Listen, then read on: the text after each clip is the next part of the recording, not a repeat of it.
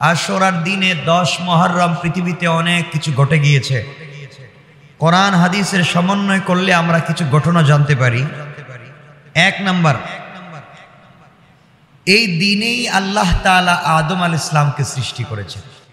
আল্লাহ রাব্বুল ইজ্জত ওয়াল জালাল এই ঘটনা সম্পর্কে বলছেন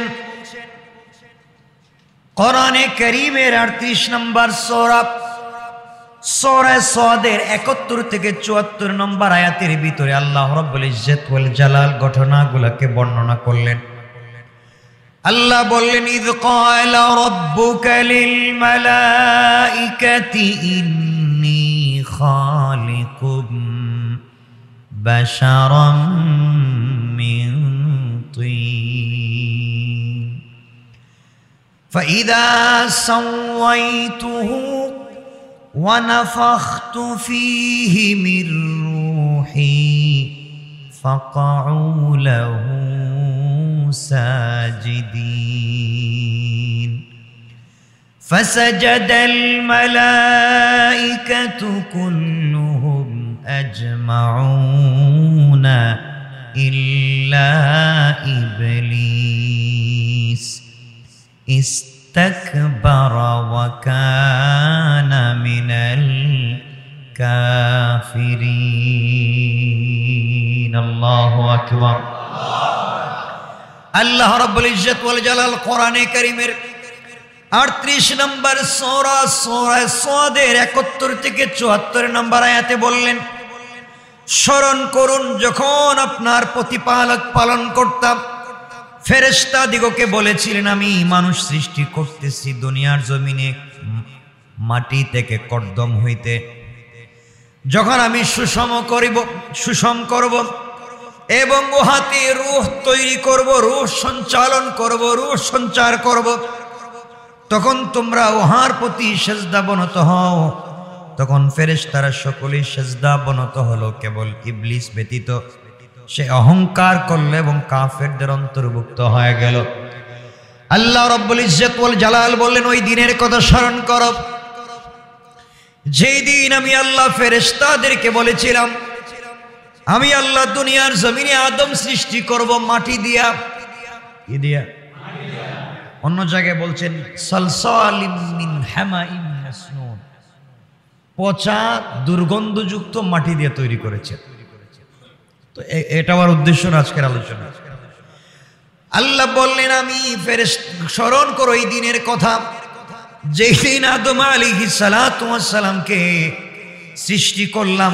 আদমকে সৃষ্টি করব কাদা মাটি থেকে। এরপরে ফেরেশতাদেরকে বললাম, আমি যখন তার ভিতরে রূহ দিব তোমরা তখন সেজদা করো। কি করো? কাকে বললেন?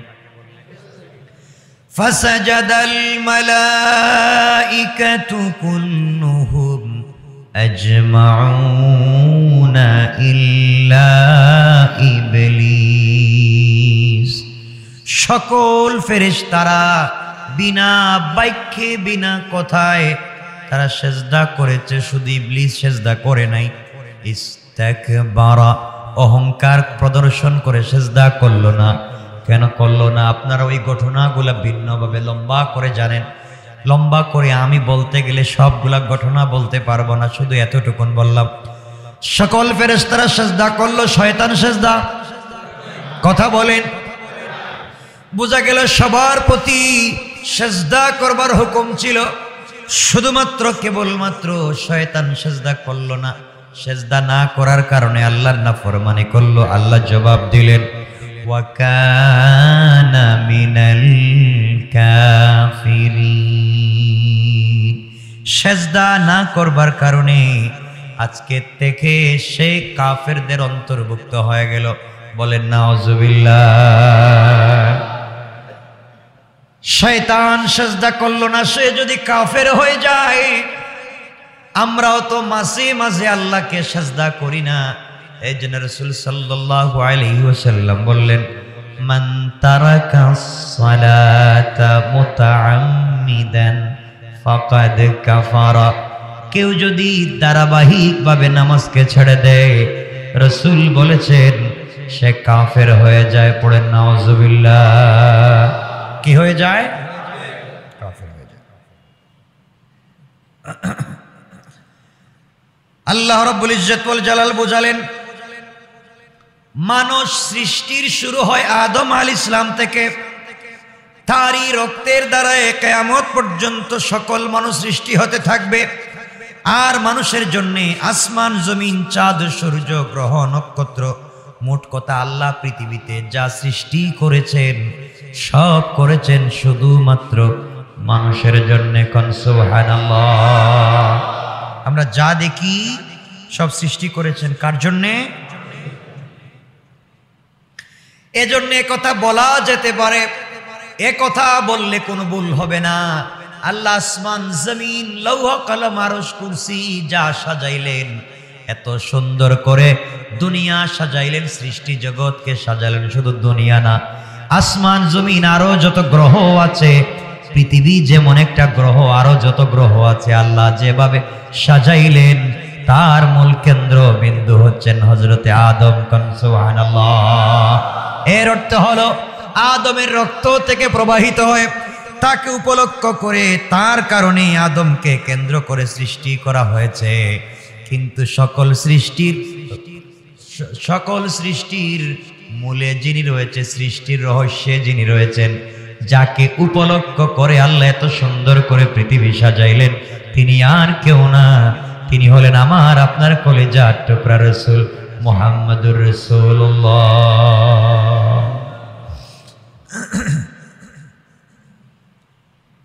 এক নাম্বার, আদম আলাইহিস সালাম সৃষ্টি করেছেন কোন দিন? মনে থাকবে তো?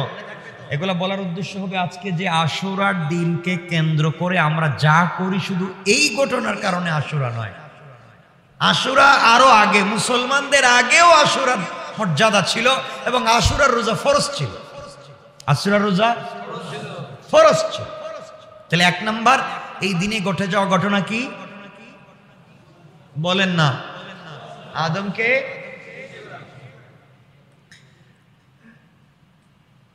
দুই নাম্বার ঘটনা মনে রাখবেন, আদম আলাইহিস সালাতু ওয়াস সালাম যেই ঘটনার পরিপ্রেক্ষিতে হাওয়া আলাইহিস সালাতু ওয়াস সালামের কথায়, হাওয়া আলাইহিস সালামের কথায় যখন তিনি জান্নাতের ভিতরে নিষিদ্ধ ফল খেলেন, আল্লাহ না করেছিলেন ফল না খাওয়ার জন্য, তিনি ফল খেলেন।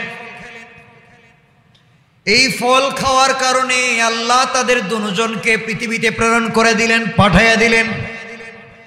দীর্ঘদিন পর্যন্ত পৃথিবীতে ঘুরলেন। একজনকে দিলেন জিদ্দায়, একজনকে কোথায়?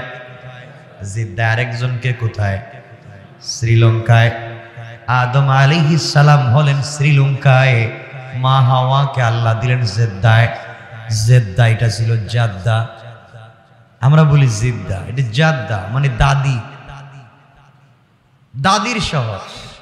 হযরতে হাওয়া আলাইহিস সালামকে এখানে পাঠানো হয়েছিল। আর দুজনকে আল্লাহ একত্রিত করে পরিচয় করিয়ে দিয়েছিলেন কোথায়? আরাফার ময়দানে। পড়েন না সুবহানাল্লাহ। এই স্মৃতিকে আল্লাহ ধরে রেখে দিয়েছে।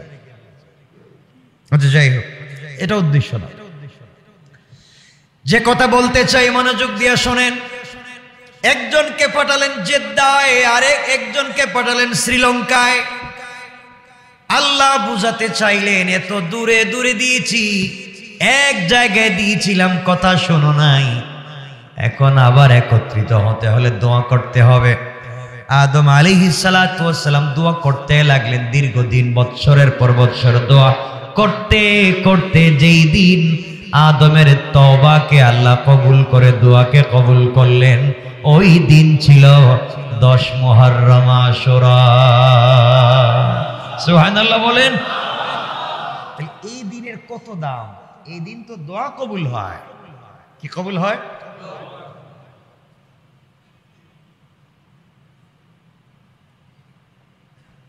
মনে রাখবেন। এজন্য আদম আলাইহিস সালাতু ওয়াস সালাম আল্লাহর কাছে প্রার্থনা করতে লাগলেন।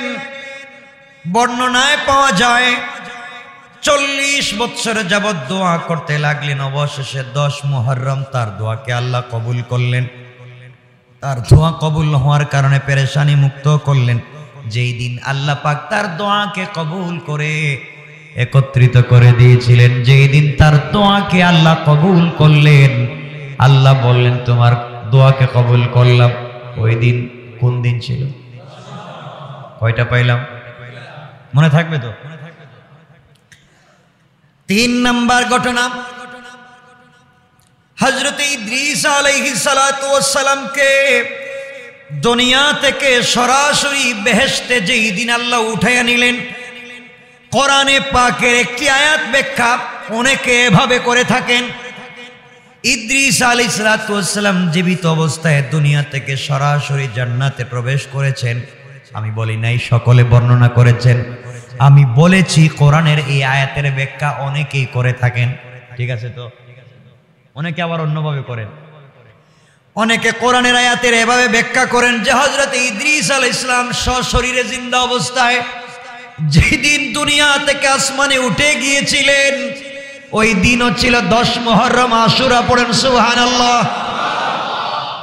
কত দাম আল্লাহ তাআলা কোরআনে কারীমের 19 নম্বর সূরা মারইয়ামের 56 এবং 57 নম্বর আয়াত থেকে আল্লাহ বললেন, ওয়াযকুর ফিল কিতাবি ইদ্রিস ইন্নাহু কানা সিদ্দীকান নাবিয়্যা ওয়া রাফা'নাহু মাকানান আলিয়্যা। আল্লাহ রাব্বুল ইজ্জত ওয়াল জালাল বললেন, স্মরণ করুন কিতাবে ইদ্রিসের কথা। তিনি ছিলেন সত্যনিষ্ঠ নবী এবং আমি তাকে উচ্চার মধ্যে উন্নীত করেছিলাম তার সম্মানকে। কোরআনে পাকের উচ্চে উন্নীত করার মধ্যে মতভেদ থাকলেও একটা ব্যাখ্যা এভাবে পাওয়া যায় যে আল্লাহ পাক রব্বুল ইজ্জত ওয়াল জালাল তাকে জীবিত অবস্থায় 10 মুহররম আশুরার দিনে আপার আসমানে উঠাইয়া নিয়েছিলেন। কোন সুবহানাল্লাহ। কয়টা বললাম? কয়টা? 4 নাম্বার ঘটনা, হযরত নূহ আলাইহিস সালাতু ওয়াস সালামের জামানায় যে প্লাবন এসেছিল, এই প্লাবনে সব যখন ভেসে গিয়েছিল, দুনিয়ার সব জায়গায় পানি ছিল। কোথায়? কথা বলা লাগবে। এখানে আমাদের নারিন্দে পানি ছিল না নূহ আলাইহিস সালামের জামানায়? আর ছিল তো, সব জায়গায় পানি, গোটা সৃষ্টি জগৎ মানে জমিনের সব জায়গায় পানি। তাহলে এখানে ছিল? আল্লাহ বললেন, গোটা পৃথিবীতে যখন আমি প্লাবন দিয়েছি নূহের জামানায়, ওই দিন নূহ আলাইহিস সালাতু ওয়াস সালামের নৌকা, তার তরি, যেই দিন তার কিস্তি যদি পর্বতে আমি বিড়াইয়া দিয়েছিলাম, যেই দিন যদি পাহাড়ের কাছে আমি তার কিস্তি ভিড়াইয়া দিয়েছিলাম, ওই দিনটাও ছিল 10 মুহররম আশুরা। সুবহানাল্লাহ, জোরে বলেন সুবহানাল্লাহ।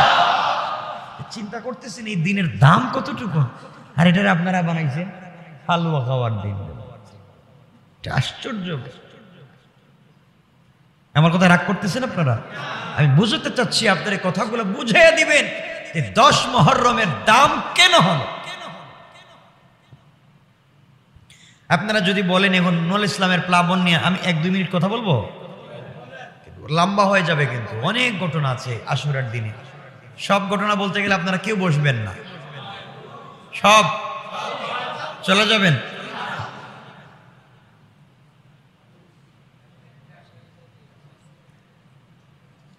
সংক্ষেপ করে করে বলছি, মনে রাখবেন। আমার মুসলমান বন্ধুগণ, গভীর মনোযোগ।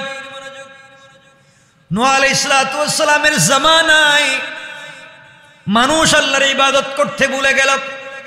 মানুষ আল্লাহ পাকের ইবাদতকে ভুলে গিয়ে তারা মূর্তি পূজায় লিপ্ত হয়ে গেল। এ সকল মানুষকে সঠিক পথে পরিচালনার জন্য আল্লাহ তাআলা নূহ আলাইহিস সালামকে নবী বানিয়ে পাঠালেন। হযরতে নূহ আলাইহিস সালাম পৃথিবীতে আগমন করলেন। তিনি একাধারে 950 বৎসর যাবত মানুষকে দ্বীনের দাওয়াত দিলেন। আল্লাহু আকবার। আপনি তো একদিন দাওয়াত দিচ্ছেন, সকালবেলা না শুনলে পরের দিন পিটানো শুরু করে দিলেন। কথা শুনিস না, আমার দাওয়াত দিলাম, তাফসিরে আসিস না, কথাবার্তা শুনিস না। হযরতে নূহ আলাইহিস সালাম 950 বছর মানুষকে দ্বীনের দাওয়াত দিলেন, কিন্তু কয়েকজন মানুষ ছাড়া 80, 83, 84, 85, 86 জন মানুষ ছাড়া কেউ মুসলমান হয় নাই। 950 বছরে কয়জন? 80-র মতো। এই অবস্থায় তারা গোটা দুনিয়ার মানুষ মিলে হযরতে নূহ আলাইহিস সালামকে নির্যাতন করতে লাগলো, শারীরিক নির্যাতন। বর্ণনায় পাওয়া যায় কাফেরেরা তাকে সারাদিন প্রহার করত, সারাদিন তাকে বেত্রাঘাত করত। কি করত? সারাদিন তাকে প্রহার করত। রাত্রবেলায় মৃত ভেবে সারাদিন যখন সূর্য উদিত হতো ওই সময় থেকে তাকে মারা শুরু করত, সূর্য ডুবা পর্যন্ত মারত। অপরাধ তিনি কালিমার দাওয়াত দিতেন, এক আল্লাহর দাওয়াত দিতেন। সন্ধ্যার পরে তারা মনে করত তিনি মরে গিয়েছেন, এই মরা মানুষ মনে করে চলে যেত। পরদিন তিনি যখন চেতনা ফিরে পেতেন তখন তিনি আবার কালিমার দাওয়াত দেওয়া শুরু করে দিতেন। সুবহানাল্লাহ! কেমন নির্যাতন! এমন মায়ের কি কেউ খাইছেন কালিমার দাওয়াত? খান নাই। এরপরে আপনাদের মতো আমাদের মতো আশিক রাসূল আর কয়জন আছে দুনিয়া? নবীগণ মানুষের প্রতি স্নেহপ্রবণ হয়ে থাকেন, রাগ করেন না। মানুষ কিভাবে পরকালে কঠিন আযাব থেকে নিজেকে বাঁচাতে পারে এই জন্যে সারাদিন উম্মতের চিন্তার ফিকির করে থাকেন আম্বিয়া কেরাম। কিন্তু কাফেরের এই চরম উপকারী নবীকে চিনতে পারল না, তারা তাকে মারতে লাগলো। মাঝে মাঝে পাগল বলে কাপড় টানা হেঁচড়া করতে লাগলো, বাচ্চা কাচ্চা দিয়া তার চুল দাড়ি টানাতে লাগলো। সত্যের প্রতি আহ্বানে তারা সারা দিল না, বরং হাসি তামসা করতে লাগলো। অবশেষে আল্লাহর পয়গম্বর নবীকে কথা আল্লাহ তাআলা জানাইয়া দিলেন, হে পয়গম্বর, যে কয়েকজন ঈমান এনেছে তাদেরকে ছাড়া আর কোন লোক ঈমান আনবে না, মুসলমান হবে না। আপনি যতই দ্বীনের দাওয়াত দেন, খাতামাল্লাহু আলা কুলুবিহিম ওয়া আলা সামঈহিম ওয়া আলা আবসারিহিম গিশাওয়া, আপনি যতই বুঝান এদের দিলে মোহর মারা হয়েছে, এদের চুকে মোহর মারা হয়েছে, এদের কানে মোহর মারা হয়েছে। কান দিয়া শুনে না, চোখ দিয়া দেখে না, দিল দিয়া বুঝে না। এমন মানুষ আমাদের সমাজে আছে, সত্য দেখবার পরে মানতে চায় না, সত্য বুঝবার পরে মানতে চায় না। এরপরে ভালো মানুষকে ফাঁসাবার জন্য যারা দালালি করে, মনে রাখবেন এরা গাদ্দার আর জাহিল। আছে আল্লাহ রাব্বুল ইজ্জত ওয়াল জালাল বলছেন, যাদের দিল শক্ত হয়ে গিয়েছে, কলব নষ্ট হয়ে গিয়েছে, চক্ষু বন্ধ হয়ে গিয়েছে, থাকবার পরেও দেখে না, কান থাকবার পরেও শুনে না। আল্লাহ বললেন কোরআনে কারীমের 11 নম্বর সূরা হুদের 36 নম্বর আয়াতে আল্লাহ বললেন, ওয়া উহিয়া ইলা নূহিন আন্নাহু লা ইউমিনা মিন কওমিকা ইল্লা মান ক্বাদ আমানা ফালা তাবতাইস বিমা কানু ইয়াফআলুন। আল্লাহু আকবার। আল্লাহ নূহ আলাইহিস সালামের প্রতি ওহী করলেন, তিনি বললেন, যারা ঈমান এনেছে তারা ব্যতীত তোমার কওমের অন্য কেউ ঈমান আনবে না। সুতরাং তারা যা করে তার জন্য তুমি দুঃখিত হইও না। তারা তোমার পাঞ্জাবি ধরে টানে, গীবত শিকায়ত করে, সমালোচনা করে, সারাদিন তোমাকে পিটায়, রাত্রবেলা মরে গেছো মনে করে ফেলে দিয়ে চলে যায়, তোমাকে কষ্ট দেয়, নির্যাতন করে, পাগল বলে। তুমি অন্তরের ভিতরে ব্যথা নিও না, কষ্ট নিও না। এদেরকে যাই বুঝাও না কেন, এরা মুসলিম হবে না। এই কথাগুলা যখন আল্লাহ জানাইয়া দিলেন, নবীগণ তো মানুষের প্রতি স্নেহশীল, জানতে পারে না, হারে 950 বছর দাওয়াত দিলাম, এত লাখ লাখ মানুষ জাহান্নামে যাবে। তাই নূহ আলাইহিস সালাম আল্লাহ পাকের তরফ থেকে কথা জানতে পারলেন যে এই কাফেরেরা আর ঈমান আনবে না। তখন তাদেরকে উদ্ধারের জন্য তিনি নতুন চিন্তা করতে লাগলেন। চিন্তা করেন, ভালো মানুষ কাকে বলে? যারা সারাদিন পিঠায় রক্ত জড়ায় পাগল বলে টানায় চেড়া করে, এখন আল্লাহ আয়াত নাজিল করার পরে একজন ভালো মানুষ চিন্তা করে এরপরেও কেমনে উম্মতকে বাঁচানো যায়। সুবহানাল্লাহ বলেন। এরপরেও চিন্তা করতেছেন কেমনে বাঁচানো যায়। তিনি দেখলেন তারা দুনিয়াতে যতদিন বেঁচে থাকবে ততদিন শুধু তাদের গুনাহই বাড়তে থাকবে না কমবে? তাদের গুনাহ বাড়তে থাকবে।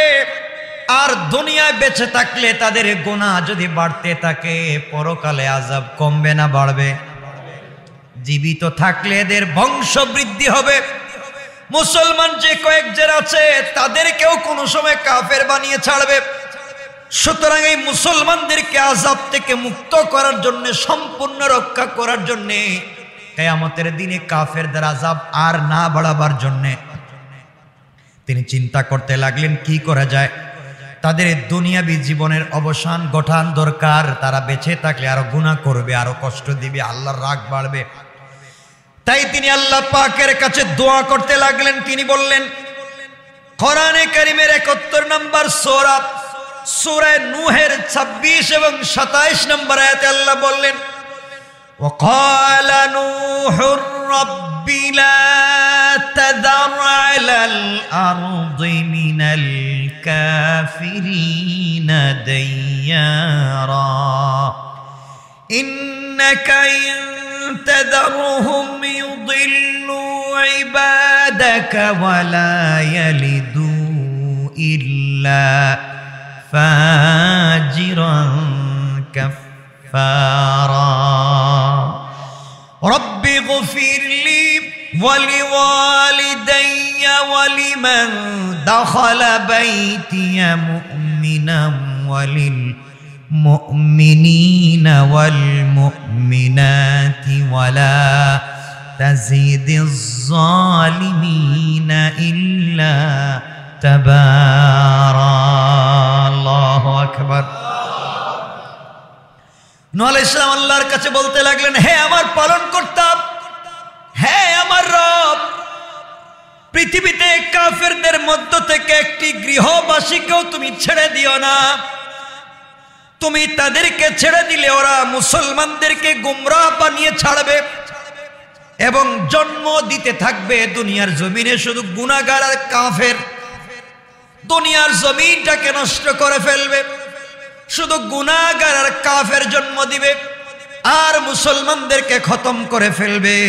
হে আমার পালনকর্তা, হে আমার রব, তুমি ক্ষমা করো আমাকে, আমার পিতা মাতাকে এবং যারা মুমিন হয়ে আমার গৃহে প্রবেশ করে তাদেরকে, এবং মুমিন পুরুষ এবং নারীদেরকে, যারা জালেমদের শুধুই ধ্বংস বৃদ্ধি করে দেয়। আয় আল্লাহ তাআলা, তুমি আমাদেরকে ক্ষমা করে দাও, আমাদের মা বাপকে ক্ষমা করে দাও, আর জালেম যারা আছে এদের ধ্বংস বৃদ্ধি করে দাও। দোয়াটা করলেন কে? নূহ আলাইহিস সালাম। কে? একজন মানুষ 950 বছর দাওয়াত দিচ্ছেন, কষার প্রতিদিন মাইর খাইছেন। এমন উম্মতের দরদি নবী যখন আল্লাহর কাছে দোয়া করেছেন, আল্লাহ দোয়া ফিরিয়ে দিতে পারলেন না। আল্লাহ বললেন মঞ্জুর। আল্লাহু আকবার। ও নূহ, তোমার দোয়াকে আমি মঞ্জুর করে নিলাম। কাফেরদেরকে ধ্বংস করে ফেলবো, তাদের ধ্বংস অনিবার্য। এই ধ্বংস সাধনের জন্য আল্লাহ পাক সারা দুনিয়া ব্যাপী পৃথিবীর মানুষগুলাকে উপলব্ধি করাবার জন্য আল্লাহর আযাব গজব কেমন হয়, আল্লাহ যদি রাগ করে ফেলেন কতটুকুন রাগ করতে পারেন বুঝাবার জন্য গোটা দুনিয়াব্যাপী প্লাবন দিয়ে দিলেন। গোটা দুনিয়াব্যাপী প্লাবনের কথা, বন্যার কথা জানিয়ে নূহ আলাইহিস সালামকে একটা কিস্তি বানাতে বললেন। কি বানাতে? মানে কি? সবাই বলেন, আরেকটু বলেন। ঠিক আছে। মুমিনদেরকে বললেন, তিনি বলে দিলেন তোমরা নৌকা তৈরি করো, কিস্তি বানাও। হযরত নূহ আলাইহিস সালাম বলতে লাগলেন, আল্লাহ তাআলা, আমি কোথায় নৌকা বানাবো, কাঠ কোথায়, আর এই মরুভূমিতে নৌকা দিয়া লাভ কি? জীবনে যেখানে পানি আসে না, পানির জন্য আমরা হাহাকার করি, তাও বলতেছেন মরুভূমিতে নৌকা। আল্লাহ তাআলা বললেন বানাও, নির্দেশগুলো এভাবে আসলো, ওয়াসনাইল ফুলকা বিআয়ুনিনা ওয়া ওয়াহয়িনা ওয়ালা তুখাতিবনি ফিল্লাযীনা যালামু ইন্নাহুম মুগরাকুন। আল্লাহু আকবার। আল্লাহ রাব্বুল ইজ্জত ওয়াল জালাল বললেন তুমি আমার তত্ত্বাবধানে এবং আমার ওহী অনুযায়ী নৌকা তৈরি করো। নৌকা বানাতে বলছেন কারে? কার তত্ত্বাবধানে? কার? সবাই বলেন। নৌকা বানাতে মিস্ত্রি বলতেছে নৌকে, তত্ত্বাবধান করবেন কে? চিন্তা করবেন। তিনি বললেন নৌকা তৈরি করা আমার তত্ত্বাবধানে, যারা সীমালঙ্ঘন করেছে তাদের ব্যাপারে তুমি আমাকে কিছু আর বইলো না। সুবহানাল্লাহ বলেন। যখন নৌকা বানানো হবে তোমার দরদ লাগবে, ওদেরকে পিটামো, তুমি কিছু বইলো না, কারণ তুমি তো উম্মতের দরদি নবী। তোমার সামনে যখন উম্মত গুলাকে কষ্ট পেতে দেখবা তুমি আবার হাত উঠাইয়া দিবা। আগে বলে দিলাম হাত উঠে লাভ নাই, কারণ আমি আল্লাহর রাগ যার উপরে উঠে যায় সারা পৃথিবী তার পক্ষে থাকলে আমি যদি তার বিপক্ষে চলে যাই কেউ তাকে বাঁচাতে পারবে না। ঠিক কিনা বলেন? আজকে যারা জালেম দুনিয়ার জমিনে জুলুম করছে তাদের ক্ষমতা থাকতে পারে, আল্লাহ যদি তাদের বিরুদ্ধে চলে যায় গোটা দুনিয়ার ক্ষমতা তাদেরকে বাঁচায় রাখতে পারবে ইনশাআল্লাহ। এজন্য আমার মুসলমান বন্ধুগণ 11 নম্বর সূরা সূরা হুদের 37 নম্বর আয়াতে আল্লাহ বলে দিলেন তুমি আমার তত্ত্বাবধানে আমার ওহী অনুযায়ী তুমি নৌকা নির্মাণ করো, যারা সীমা লঙ্ঘন করেছে তাদের ব্যাপারে তুমি আমাকে কিছু বইলো না। নূহ আলাইহিস সালাম নৌকা বানাতে লাগলেন। আল্লাহকে বলেন আল্লাহ নৌকা কয়তলা বানাবো? আল্লাহ বলেন 3 তলা।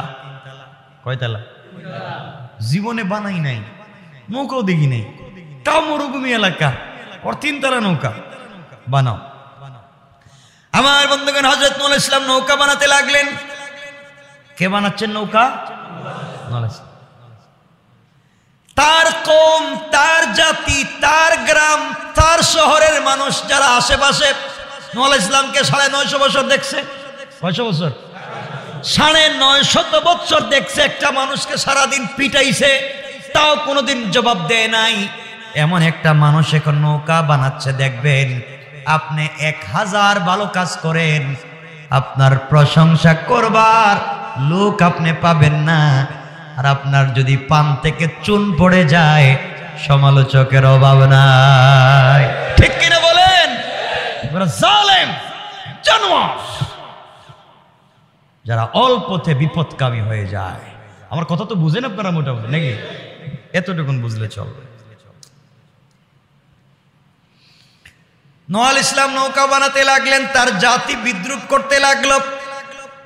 এই কথাকে আল্লাহ রাব্বুল ইজ্জত ওয়াল জালাল জানাইয়া দিলেন কোরআনে কারীমের সূরা হুদ 11 নম্বর সূরা 38 নম্বর আয়াতে আল্লাহ জানাইয়া দিলেন ওয়ায়াসনাউল ফুলকা ওয়া কুল্লামা মাররা আলাইহি মালাউম মিন কওমিহি সাখিরু মিনহু ক্বালা ইন তাসখারু মিন্না فإنا نسخر منكم كما تسخرون। আল্লাহ রাব্বুল ইজ্জত ওয়াল জালাল বললেন সে নৌকা নির্মাণ করতে লাগলো এবং যখনই তার কওমের প্রধানেরা তার কাছ দিয়ে অতিক্রম করতে লাগলো তারা উপহাস করতে লাগলো। নূহ বলতো তোমরা যদি আমাদেরকে উপহাস করো তবে আমরাও তোমাদেরকে সেই রূপ উপহাস করব যেই রূপ তোমরা আমাদেরকে উপহাস করছো।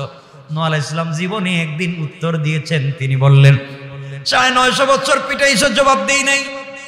তোমাদের দরদি হইয়া কত কথা বলছি, আল্লাহর দরবারে কাকুতি মিনতি করছি।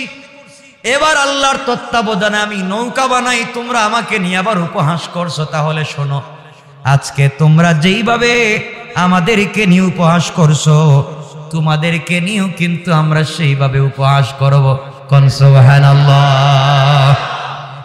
এই কথা আল্লাহ কোরআনে বলছেন না, বলেন নাই? আল্লাহ বলছেন আমিও। আল্লাহু ইস্তাহজিউ বিহিম ওয়া ইয়ামুদ্দুহুম ফি তুগয়ানিহিম ইয়ামাহুন। আল্লাহ বলছেন, যারা আমার বন্ধু বান্ধবদেরকে নিয়ে ঠাট্টা মস্করা করো, আমি আল্লাহ যদি ঠাট্টা বিদ্রুপ শুরু করে দেই রে, পৃথিবীর কারো ক্ষমতা নাই বিদ্রুপ থেকে তোমাদেরকে বাঁচাবে। কোন ঠিক কিনা? আমার বন্ধুগণ, তিনি বলতে লাগলেন, অদূর ভবিষ্যতে তোদের উপর তুফান আসতেছে, শাস্তি আসবে, তোমাদের উপরে তুফান আসবে, তোমাদের বন্যা আসবে, পানিতে তোমরা ডুবে মরবে। তারা বলছে, পাগলেও তো শুদ্ধ করে সুন্দর করে কথা বলে, আমাদের বাপ দাদা 100 সিঁড়ি গেছে, কেউ জানে নাই মরুভূমিতে পানি আসতে, আর তুমি বলছো মরুভূমিতে বন্যা হবে। এই বলে যখন তারা উপহাস করতে লাগলো, তিনি বললেন, যদি হয়ে যায়, যদি বন্যা হয়ে যায়, যদি তুফান হয়ে যায়, আমরাও কিন্তু উপহাস করব। নবীর প্রতি তাদের বিদ্রুপের একটি বিরল ঘটনা আছে, বলবো নাকি? এগুলা বললে বাকি ওয়াজ কোনদিন করবো? এগুলা বললে তো আমি চাচ্ছিলাম যে একদিন, যেহেতু মানে আমি সব ঘটনা আপনাদেরকে শোনায়া দিই, এক অ্যালবামে থাকবে, আপনাদের কাছে মনে থাকবে। কারণ আমি তো এক একটা ঘটনা দিয়ে এক একদিন ওয়াজ করতে পারি, বুঝলেন না? তো আমি চাচ্ছিলাম সবগুলো বলে দিই, সংক্ষেপ করে। তাহলে শুনেন, বলে দিই। এই ঘটনার থেকে আপনার আমার শিক্ষা আছে। মানুষ যদি বিদ্রুপ করেন, যে কাউকে নিয়ে বিদ্রুপ করবেন না, কাউকে আপনি জুলুম করবেন না, আপনি জালেম হবেন না।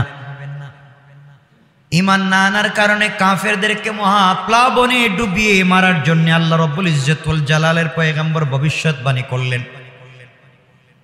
সবাই অবিশ্বাস করতে লাগলো যে মরুভূমিতে নৌকা চালানো যায়, বুঝতে পারলাম না। এই কথা বলে নূহ আলাইহিস সালামের কাফের উম্মতেরা বলতে লাগলো, নূহ একটা পাগল, আর তার আল্লাহ হয়েছে আরেক পাগল। নাউজুবিল্লাহ বলেন। নৌকা চলে নদীতে, এ দেখি নৌকা বানায় কোথায়? মরুভূমিতে। তার নূহ আলাইহিস সালামকে গালি দিতে লাগলো। আল্লাহর নির্দেশে নৌকা নির্মাণ সমাপ্ত করে বন্যার অপেক্ষায় থাকলেন হযরতে নূহ আলাইহিস সালাম। নৌকার প্রতি কাফেরদের ঘৃণা এবং কৌতুক দিন দিন বাড়তে লাগলো। কথা কি বুঝাইতে পারছে? নৌকার প্রতি যখন মানুষের ঘৃণা এবং কৌতুক দিন দিন বাড়তে লাগলো, অসভ্যই কাফেরেরা এক পর্যায়ে পৌঁছে গেল যে নৌকা নিয়ে তারা তামাশা শুরু করে দিল। তামাশা চলে, তারা যখন নৌকায় যেত, নৌকার আশেপাশে যেত, তখন নৌকায় গিয়ে তারা দল বেঁধে টয়লেট করত। তা আসতে বললেন নজরুল। এই তামাশা তাদের একটা উৎসবে পরিণত হলো। তারা বিভিন্ন এলাকায় মানুষ পাঠাইয়া খবর দিত, গুড়া পাঠাইয়া খবর দিত, আসো নূহের নৌকায় টয়লেট করো। বলেন নাউজুবিল্লাহ। দলে দলে লোক এসে অশ্লীল আনন্দ উপভোগ করে চলে যায়। মুসলমানগণ সংখ্যায় মাত্র কতজন? ধরেন 80 জন। 80 জন হলে কয় জোড়া? মাত্র 40 জোড়া। মাত্র 80 জন মানুষ। কাফেরদের অভাব নাই। এই বেয়াদবি সহ্য করাও যায় না, প্রতিরোধও করা যায় না। কয়েকদিন যেতে না যেতেই দেখা গেল কাফের সমাজের ভিতরে কুষ্ঠরোগ দেখা দিল। কি রোগ দেখা দিল? কুষ্ঠরোগ দেখা দিল। দেহের ভিতরে ঘা হওয়া শুরু হলো। ঘাড় সরে না, যতই চিকিৎসা করা হয় তত ঘা তো কমে না, বরং বেড়ে যায়। ঘা দিয়েছেন কে? কোন ওষুধই কাজ হয় না। কষ্ট সহ্য করা যায় না। পুরা দেশে হাহাকার। শুধুমাত্র কুষ্ঠরোগ হয় নাই 40 জন মানুষের। আর আসতে না 80 জন। 40 জন পুরুষ, 40 জন নারী হইতে পারে। 80 জোড়া, 40 জোড়া, আর একজন নূহ আলাইহিস সালাম। পুরা দেশের ভিতরে হাহাকার, পুরা দুনিয়ায় হাহাকার। সবার মধ্যে শুধু কুষ্ঠরোগ দেখা দিয়েছে। একদিন একটি লোক নৌকায় গেল। কেউ বলছেন একজন বৃদ্ধা মহিলা অথবা বৃদ্ধ পুরুষ, যে কেউ হোক, এই বৃদ্ধ মানুষ হাঁটতে পারে না, বিছানায় পড়ে আছে, কুষ্ঠরোগে পচে গিয়েছে। তাও তারে 2-4-5 জন দইরা নিয়ে যাচ্ছে ওখানে টয়লেট করাবার জন্য। চিন্তা করতেছেন আপনারা, বুঝতেছেন কত বড় জালেম। তাও কিছু লোক ধরে নিয়ে যাচ্ছে ওখানে টয়লেট করবার জন্য। ওখানে যাওয়ার পরে দেখে 3 তলা নৌকা কানায় কানায় ভর্তি। মানে বুঝতেছেন কি কাজ করছে। ওই বেচারা বৃদ্ধা মানুষ আবার শরীর অসুস্থ, তাকে যখন বসিয়ে দেওয়া হয়েছে টয়লেট করবার জন্য, পা ফসকে একবারে হেড অফিসে গেছে। হেড অফিস পা ফসকে যখন নৌকার ভিতরে ঢুকে গেল, পুরা টয়লেটের ভিতরে হাবুডুবু খেতে লাগলো। কোন রকমে টাইনা টুইনারে উপরে উঠাইল। সবাই উঠাইয়া যখন তারপর বাড়িতে নিয়ে তার গা থেকে ধুয়ে মুছে সবকিছু পরিষ্কার করে দিল, পরিষ্কার পরে দেখে তার শরীরে আর কুষ্ঠরোগ না। আসতে বললেন। যে রোগের চিকিৎসা দুনিয়ার জমিনে নাই, সে রোগ সারা শরীরকে খেয়ে ফেলেছে। সে রোগ এখন দূর হয়ে গেছে, বেচারা সম্পূর্ণ সুস্থ।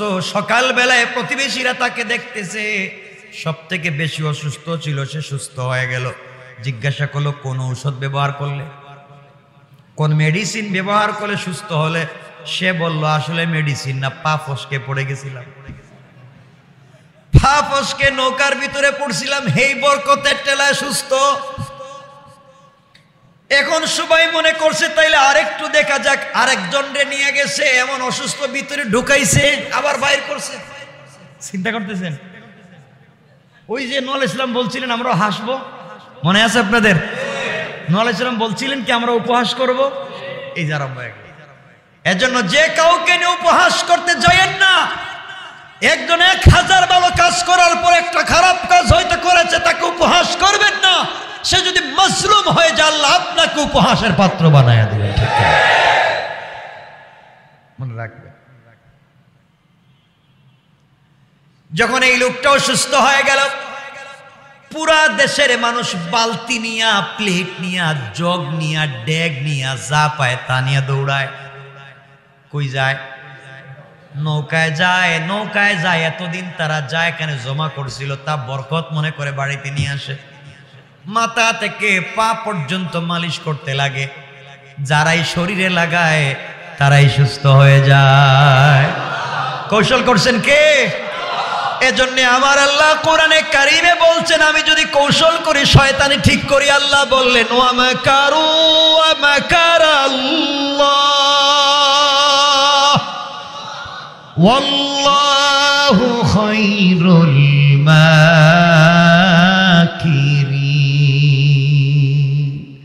আমি যখন কৌশল শুরু করব, তোমরা জানো না কি করতে পারি। আমার কৌশল তো তোমাদের চাইতে আরো বড়। এখন সবাই আনতে লাগলো নিজের বাড়িতে। নূহ আলাইহিস সালাম আল্লাহকে বলছিলেন, আল্লাহ এই যে কাজ করলো, 3 তলা যে ভরলো, এটা পরিষ্কার করব কেমনি? আল্লাহ বলেন ব্যবস্থা আমি করব, যেহেতু এইটা নৌকা বানাতে দায়িত্ব দিয়েছি তোমাকে। আর আল্লাহ কি করতেছেন? তত্ত্বাবধায়ক। আমি যেহেতু নৌকার তত্ত্বাবধায়ক, আমি তারা যাই করুক না কেন পরিষ্কারের ব্যবস্থা করবো আমি।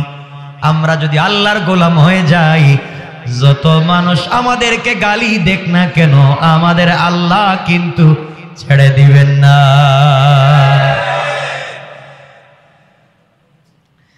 আমার বন্ধুগণ, এক পর্যায়ে কাফেরদের এলাকায় এই টয়লেট নিয়ে কাড়াকাড়ি শুরু হলো, মারামারি শুরু হলো, মানুষ আহত হতে লাগলো। কে কাটটা নিবে? এই মারামারি করতে করতে এক পর্যায়ে 3 তলা পরিষ্কার। এরপরে দেখা যায় আর কোনো টয়লেট নাই। এক পর্যায়ে তারা পানি দিয়ে ধুইতে লাগলো, ধুয়ে পানি নিয়ে যায়। পানি দিয়ে নৌকা এমন পরিষ্কার করছে। নূহ আলাইহিস সালাম নৌকা তৈরি করার পরে কিন্তু তিনি পরিষ্কার করেন না, এখন একবারই পরিষ্কার হয়ে গেছে। সুবহানাল্লাহ বলে ধোয়া মোছার কাজ করে ফেলল। তারা দেখে নৌকা ধুইয়া পানি নিলেও রূপ আরোগ্য হয়ে যায়। সুবহানাল্লাহ বলেন। আপনার চোখে কোনো আলেম খারাপ হতে পারে, কোনো ভাই খারাপ হতে পারে, অথবা তার কোনো পার্সোনাল কোনো আমল আছে যে আমলের কাছে আপনার পুরা জিন্দেগির আমলের কোনো কাজ হবে না, ঠিক না বলেন? এজন্য পার্সোনাল কিছু আমল, গোপন কিছু আমল নিজের কাছে রাখবেন, নিজের কাছে রাখবেন ইনশাআল্লাহ। এটা ছিল একটা উপহাস। এটা কি ছিল?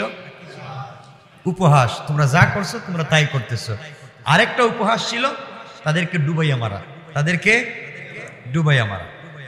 এজন্য মুসা ইসলাম, হযরত নূহ আলাইহিস সালাম যে বলছিলেন আমরা উপহাস করব তোমাদেরকে নিয়ে, তা আল্লাহ শুরু করে দিলেন।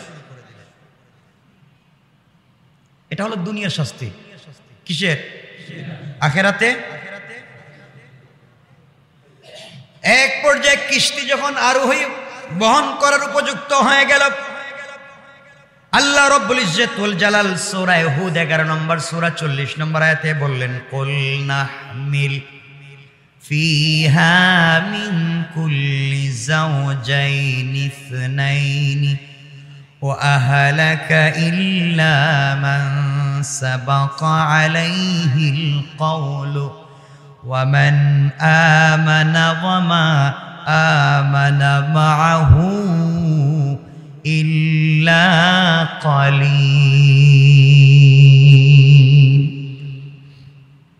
আল্লাহ বলেন নহরেতে উঠিয়ে নাও প্রত্যেক শ্রেণীর যুগলদের ঝুটিকে দুটি করে, সবগুলা প্রাণীকে দুটা দুটা করে উঠাইয়া নাও।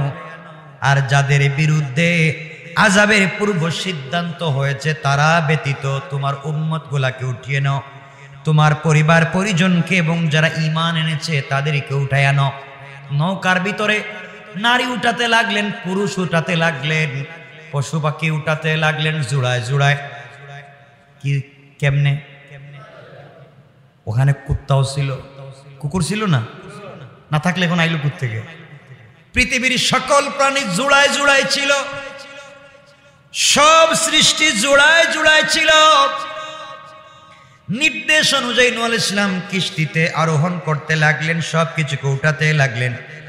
ইতিহাস থেকে জানা যায়, যেটা বলছিলাম, নৌকা যখন 3 তলা, মহিলারা ছিল 3য় তলায়, 2য় তলায় আরোহণ করলো পুরুষগণ, নিচ তলায় বরাদ্দ ছিল জীবজন্তু। আল্লাহ পাকের কুদরতে হিংস্র প্রাণী দেখা যায়, সিংহ, বাঘ, হরিণ একই জায়গায়, শিয়াল, মুরগ একই জায়গায় আছে, কেউ কাউকে আঘাত করে না। সুবহানাল্লাহ বলেন। তুফান শুরু হয়ে গেল, মাটির নিচ থেকে পানি উঠতে লাগলো, আকাশ থেকে স্রোতের মতো বৃষ্টি পড়তে লাগলো। মুহূর্তেই গোটা পৃথিবী পানিতে ভরিয়ে গেল। পৃথিবীর সর্বোচ্চ পাহাড়ের চূড়াটিও পর্যন্ত ডুবতে বাকি ছিল না, সব পানিতে ডুবে গেল। চারিদিকে শুধু পানি আর পানি, পানিতে ডুবে গুনাহগার কাফের সহ সকল প্রাণী যখন মারা যেতে লাগলো, শুধু বেঁচে গেলেন যারা কিস্তিতে আরোহণ করলেন। 40 জোড়া মানুষ আর কিছু জীবজন্তু। অতই পানিতে কিস্তি যখন ভাসতে লাগলো, ভাসতে ভাসতে 40 দিন অতিক্রান্ত হয়ে গেল। অতঃপর পানি শুকাতে লাগলো, পাহাড় সমূহ জেগে উঠল। একটি পাহাড়ের নাম ছিল জুদি পাহাড়। সেই পাহাড়ে নূহ আলাইহিস সালামের কিস্তি ভিড়ে গেল। আল্লাহ পাক ইরশাদ করলেন, ওয়াকিলা ইয়া আরদু বুলাই মাআকি ওয়া ইয়া সামাউ আলকিই ওয়া ইয়া সামাউ আলকিই وغيض الماء وقضي الأمر واستوت على الجودي وقيل بعدا للقوم الظالمين। আল্লাহ জানায়া দিলেন, হ্যাঁ পৃথিবী, তুমি তোমার পানিগুলাকে গ্রাস করে নিয়ে যাও, হে আকাশ তুমি ক্ষান্ত হয়ে যাও। এরপর বন্যা প্রশমিত হলো, কাজ সমাধা হলো। নৌকা যদি পর্বতে পাহাড়ের কাছে আরোহণ হলো, যদি পাহাড়ের কাছাকাছি ভিড়ল, গোটা পৃথিবী ধ্বংস হয়ে গেল। যেদিন যদি পর্বতের কাছে নূহ আলাইহিস সালামের নৌকা ভিড়েছিল, তাদেরকে যেদিন আল্লাহ বাঁচাইয়া দিলেন প্লাবন থেকে, ওই দিন ছিল 10 মুহররম আশুরা। কথা কি বুঝতে পেরেছেন আমার? আল্লাহ রাব্বুল ইজ্জত ওয়াল জালাল এই কথা এত সুন্দর করে বুঝিয়ে বললেন, ওয়াকিলা ইয়া আরদু বুলাই মাকি ওয়া ইয়া সামাউ আকলিই ওয়াগীদাল মাউ ওয়াকদিয়াল আমরু ওয়াস্তাওয়াত আলাল জুদি ওয়াকিলা বু'দাল লিল কওমি জালিমিন। আল্লাহ বললেন সকল ধ্বংস হয়ে গিয়েছে, নৌকা যারা আছে তারাই বেঁচে গেল। আমার বন্ধুগণ, এইভাবে আল্লাহ রাব্বুল ইজ্জত ওয়াল জালাল কিছু মানুষকে ধ্বংস করে দিলেন, কিছু মানুষকে বাঁচাইয়া দিলেন। যেই দিন নূহ আলাইহিস সালামকে বাঁচাইয়া দিলেন সেই দিন কিবার কয় তারিখ? কথা বলেন, ঘটনা বলছি কয়টা? কথা বলেন। এখন তো 10:30 হয়ে গেছে, এখন ঘটনা বলবেন নাম বলে বলে চলে যাই, ওয়াজ শেষ, কারণ 10:30। আমার তো আরো কিছু কথা বলার উচিত ছিল না। আল্লাহ রাব্বুল ইজ্জত ওয়াল জালাল কোরআনে কারীমের 29 নম্বর সূরা আনকাবুতের 15 নম্বর আয়াতে আল্লাহ বললেন, ফানজাইনাহু ওয়া আসহাবাস সাফিনাতি ওয়া জাআলনাহা আয়াতাল লিল আলামিন। আল্লাহ বলেন আমি তাকে অর্থাৎ নূহকে এবং তার কিস্তিতে যারা আরোহণ করেছে তাদেরকে রক্ষা করলাম। বিশ্বজগতের জন্য এই কিস্তিকে করলাম একটি নমুনা, যেন পৃথিবীর মানুষ তা থেকে শিক্ষা নিতে পারে। কোন সুবহানাল্লাহ। আমরা শিক্ষা নিতে পেরেছি তো ইনশাআল্লাহ? আচ্ছা, ওই দিন মারা গিয়েছিল নূহ আলাইহিস সালামের ছেলেও, কিন্তু এগুলো আমরা নিচ্ছি না, এগুলোতে যাচ্ছি না। 5 নাম্বার বিষয় হলো নমরুদ ইব্রাহিম আলাইহিস সালামকে আগুনে ফেলে দিয়েছিল। যেই দিন ইব্রাহিম আলাইহিস সালামকে নমরুদের আগুন থেকে বের করে বাঁচাইয়া দিলেন, ওই দিনও ছিল 10 মুহররম আশুরা। কত বড় কষ্ট থেকে বাঁচাইয়া দিলেন, মনে থাকবে তো? কয়টা বললাম? ইব্রাহিম আলাইহিস সালামকে কেমনে আগুনে ফেলা হলো, কেমনে তাকে কষ্ট দেওয়া হলো, মুশরিকরা কেন তাকে মারতে গেল, আগুনে ফেলতে গেল, ইব্রাহিম অগ্নিকুণ্ডলিতে কেমনে থাকলেন, তার কাপড় পুড়ল না, তার শরীর পুড়ল না, জান্নাতে পোশাক তিনি কেমনে পেলেন, এই পোশাকটা শেষ পর্যন্ত ইয়াকুবের কাছে কেমনে গেল, ইয়াকুব থেকে পোশাকটা হযরতে ইউসুফ আলাইহিস সালামের কাছে কেমনে গেল, ইউসুফকে তার ভাইয়ের জন্য উলঙ্গ করে একটা গর্তে ফেলে দিয়েছিল, ওই সময় তার ওই পোশাকটা ইব্রাহিমকে দেওয়া পোশাকটা ইউসুফ আলাইহিস সালাম পরেছিলেন। সুবহানাল্লাহ। এটা তো অনেক লম্বা কথা, তো এগুলা তো বলতে বলতেই শেষ হয়ে যাবে। তাইলে 5 নম্বর ঘটনা হচ্ছে ইব্রাহিম আলাইহিস সালামকে আগুন থেকে উদ্ধার যেদিন হয়েছিল সেদিন কয় তারিখ ছিল? মুসা আলাইহিস সালাতু ওয়াস সালাম আল্লাহর সাথে যেদিন কথা বলেছিলেন প্রথম, এই দিনও ছিল 10 মুহররম আশুরা। এখানে তো অনেক লম্বা কথা, মুসা কেমনে কথা বললেন। মুসা আলাইহিস সালাতু ওয়াস সালামকে যখন আল্লাহ তাওরাত দিলেন, ওই দিনও ছিল 10 মুহররম আশুরা। কয়টা বললাম? কি বল? 6টা 7টা। মুসা আলাইহিস সালামকে নবুয়ত দিলেন একটা ঘটনা, তাওরাত দিলেন আর একটা ঘটনা। মুসা আলাইহিস সালাম আল্লাহর সাথে কথা বললেন 10 মুহররম, মুসা আলাইহিস সালামকে আল্লাহ কিতাব দিলেন 10 মুহররম। কয়টা বলছি? 7টা। আরো অনেক কথা আছে, এগুলো সব বলতে গেলে আজকে তো নাম বলে বলে যাচ্ছে, আর ওয়াজ করা সম্ভব না। 8 নম্বর ঘটনা হলো ইউনূস আলাইহিস সালাম মাছের পেট থেকে যেদিন রক্ষা পেলেন, ওই দিনও ছিল 10 মুহররম আশুরা। আপনারা কি চান? আর এই দিনটা আপনারা বানাইছেন কি? এরপরে হচ্ছে ইউনূস আলাইহিস সালামের এই ঘটনাটা অনেক করুণ এবং অনেক শিক্ষণীয়। হযরতে মুসা আলাইহিস সালাতু ওয়াস সালাম যেদিন দরিয়া পার হয়ে গিয়েছিলেন ফেরাউন থেকে, যেই দিন, ওই দিন ছিল 10 মুহররম। কয়টা বললাম? কয়টা? 9টা। 10 নম্বর ঘটনা হলো ফেরাউনকে তো ধ্বংস করলেন আল্লাহ। 10 নম্বর হযরত দাউদ আলাইহিস সালামকে আল্লাহ যখন রাজত্ব দিয়েছিলেন, যেই দিন রাজত্ব পাইলেন কে? দাউদ। এই দিনও ছিল 10 মুহররম আশুরা। কিন্তু দাউদের রাজত্ব পাওয়ার একটা বিশাল ঘটনা আছে, যুদ্ধ আছে। কয়টা বললাম? 11 নম্বর হলো হযরতে দাউদ আলাইহিস সালামের ছেলে হযরতে সুলাইমান আলাইহিস সালাম হারানো রাজ্য যেদিন ফিরে পেয়েছিলেন, এই দিনও ছিল 10 মুহররম আশুরা। এই দিনের কত দাম, আর আপনারা এই দিনরে বানাইছেন নাকি? আচ্ছা, 12 নম্বর হচ্ছে ঈসা আলাইহিস সালাম চতুর্থ আসমানে যেদিন উঠে গিয়েছিলেন, ওই দিনও ছিল 10 মুহররম আশুরা। কয়টা বলছি?